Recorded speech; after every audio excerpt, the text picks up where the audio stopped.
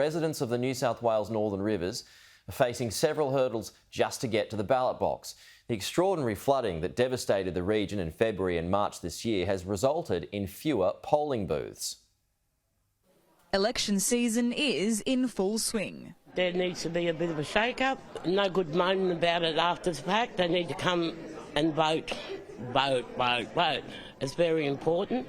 But in some parts of flood-ravaged northern New South Wales, it's not that simple. Some aren't even able to leave their properties. We have a number of residents in Bunga that are still flooded in, and we have some bad weather coming, and we are expecting that low-lying areas in the area will be cut off once again before that election. The usual polling places were washed away. In some areas like Woodburn, they won't be replaced.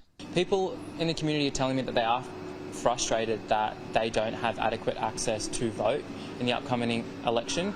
The closest places for them to vote are in Wardell and also in Evans Head, but many of the residents don't have vehicles. There are 6, soon to be 7 early voting stations set up across the electorate.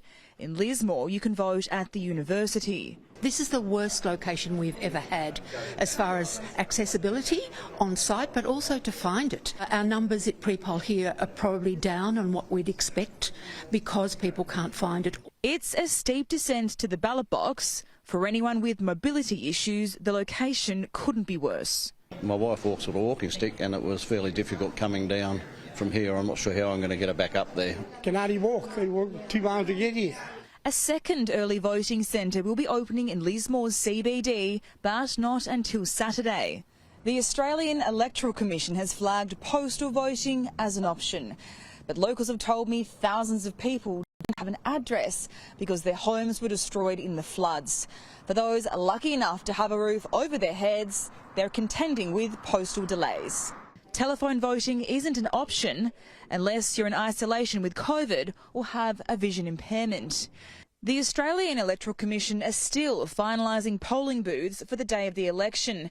It's been a challenge given the scale of the flood damage. But it's no small comfort for the people of Page, who perhaps want to say more than anyone at this year's federal election. It's a very important election coming up. There is a lot of frustration. People are passionate that they want to stand up for what they believe they need from their government. We're seeing a lot of independents rise up and take a stand against, the current government and their inadequacy and their inaction when it comes to the recovery efforts in the Northern Rivers. Georgia Simpson, Sky News.